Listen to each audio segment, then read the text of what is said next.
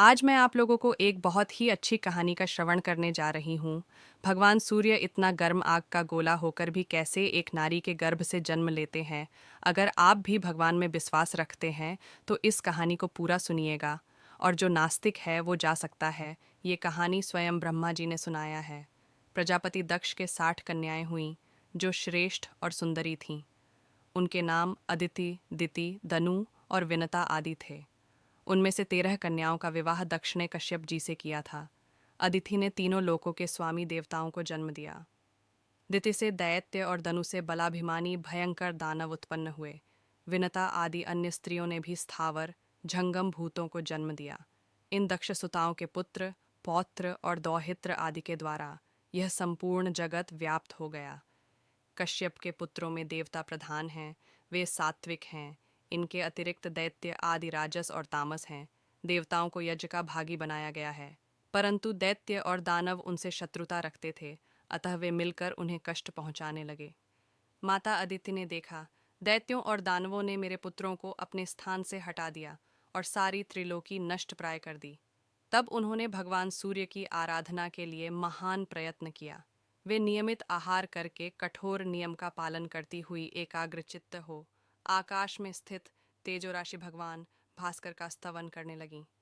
अदिति बोली, भगवान, आप अत्यंत सूक्ष्म, परम पवित्र और अनुपम तेज धारण करते हैं। तेजस्वियों के ईश्वर, तेज के आधार तथा सनातन देवता हैं। आपको नमस्कार है। गोप्ते, जगत का उपकार करने के लिए मैं आपकी स्तुति आपसे प्रार्थना करती हूँ। प्रचंड रूप धारण करते समय आपकी जैसी आकृति होती है उसको मैं प्रणाम करती हूँ। क्रमशः 8 मास तक पृथ्वी के जल रूप रस को ग्रहण करने के लिए आप जिस अत्यंत तीव्र रूप को धारण करते हैं उससे मैं प्रणाम करती हूँ। आपका वह स्वरूप अग्नि और सोम से संयुक्त होता है। आप गुणात्मा को नमस्कार है। विभावसो, आपका जो रूप रक, यजुष और साम की एकता से त्रयी संजक इस विश्व के रूप में तपता है उसको नमस्कार है। सनातन, उससे भी परे जो एयुएम नाम से प्रतिपादित स्थूल एवं सूक्ष्म रूप निर्मल स्वरूप है उसको मेरा प्रणाम है। ब्रह्मा जी कहते हैं, इस प्रकार बहुत दिनों तक आराधना करने पर भगवान सूर्य ने दक्षा कन्या अदिति को अपने तेजोमय स्वरूप का प्रत्यक्ष दर्शन कराया। अदिति बोली, जगत के आदिकरण भगवान सूर्य, आप मुझ पर प्रसन्न हो। गोप्ते, मैं आपको भली भांति देख नहीं पाती। दिवाकर, आप ऐसी कृपा करें जिससे मुझे आपके रूप का भली भांति दर्शन हो सके। भक्तों पर दया करने वाले प्रभु, मेरे पुत्र आपके भक्त हैं, आप उन पर कृपा करें। तब भगवान भास्कर ने अपने सामने पड़ी हुई देवी को स्पष्ट दर्शन देकर कहा, देवी, आपकी जो इच्छा हो उसके अनुसार मुझसे कोई एक वर मांग लें। अदिति बोली, देव, आप प्रसन्न हो। अधिक बलवान दैत्यों और दानवों ने मेरे पुत्रों के हाथ से त्रिलोकी का राज्य और यज्ञ भाग छीन लिए हैं। गोपते, उन्हीं के लिए आप मेरे ऊपर कृपा करें। अपने अंश से मेरे पुत्रों के भाई होकर आप उनके शत्रुओं का नाश करें। भगवान सूर्य ने कहा, देवी, मैं अपने 1000वें अंश से तुम्हारे गर्भ का बालक होकर प्रकट होऊंगा और तुम्हारे पुत्र के शत्रुओं का नाश करूंगा। यों कहकर भगवान भास्कर अंतर्धान हो गए और देवी अदिति भी अपना समस्त मनोरथ सिद्ध हो जाने के कारण तपस्या से निवृत्त हो गईं। तत्पश्चात वर्ष के अंत में देवमाता अदिति की इच्छा पूर्ण करने के लिए भगवान सविता ने उनके गर्भ में निवास किया। उस समय देवी अदिति यह सोचकर कि मैं पवित्रता पूर्वक ही इस दिव्य गर्भ को धारण करूंगी, एकाग्र चित्त होकर कृच्छ्र और चांद्रायण आदि व्रतों का पालन करने लगी।